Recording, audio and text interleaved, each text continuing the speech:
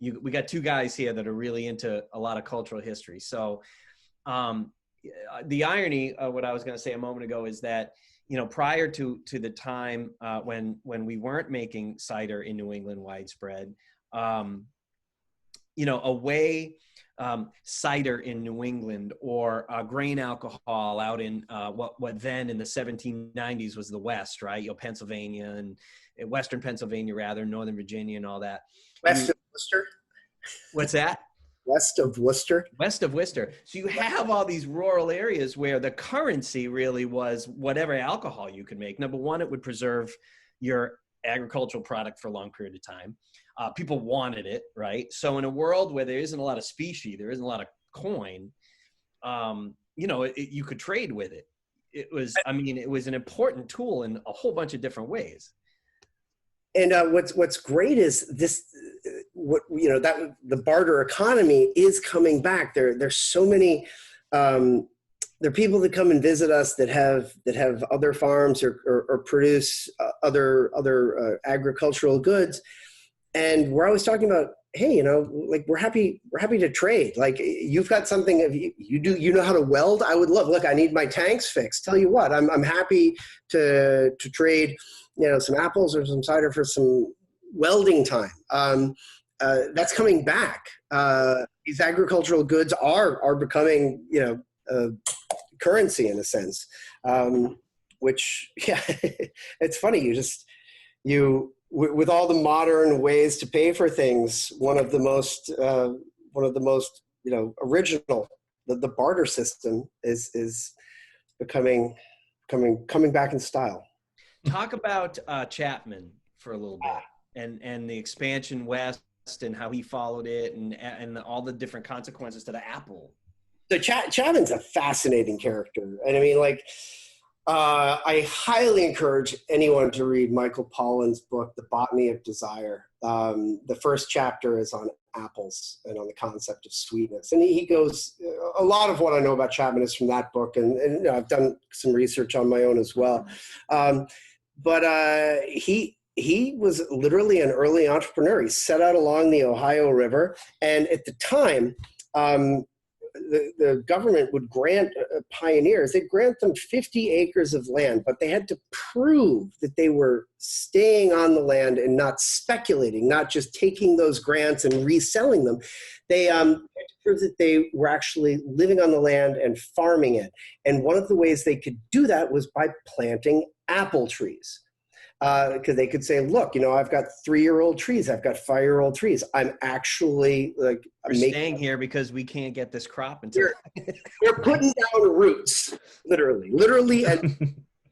And he just would figure out a spot along the Ohio River about a year before a huge group of pioneers would head out, and he'd set up a nursery, and then he was there ready to go when people are going along looking for apple trees that they needed to plant. And one of the regulations to get the land was that if you had trees planted, that was like your certificate of everything's cool. You're doing this. And so the apple trees were sought after. And he had a monopoly on offering people during their westward expansion the apple trees. And he just would skip along ahead of the curve, speculating and selling a ton of apple trees. He died a very wealthy man by the standards of the time. And there's another aspect of Chapman which I think is fascinating.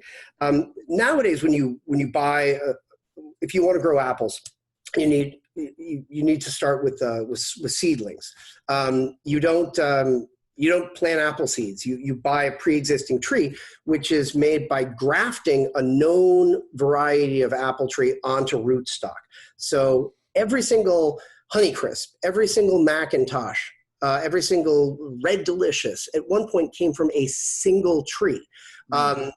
But Chapman sold apple seeds as well.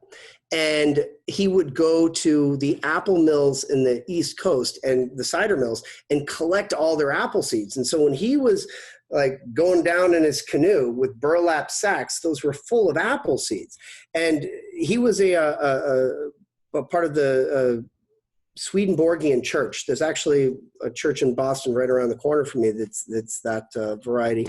They believed that grafting was a sin, and so that it was, you were toying with God's work, and that planting trees from seed was the only appropriate way to do this. And so he, with tens of thousands of seeds, would plant all these trees, and the ones that made the best hard cider, that made apples that made the best hard cider, were selected for by humans, by animals. And so he had a direct influence on actually creating the early cultivars that we now use for hard cider.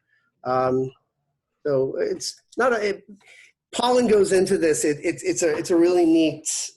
That's fascinating, because I was going to ask you, in his time, what are the varieties, that he's utilizing and so forth. And in part, you've answered the question.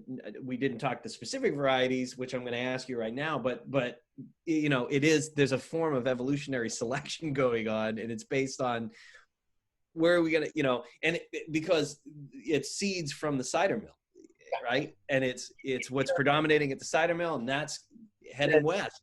The two driving forces literally are bears and humans. Bears eating the sweetest apples they could find and distributing them the way bears do.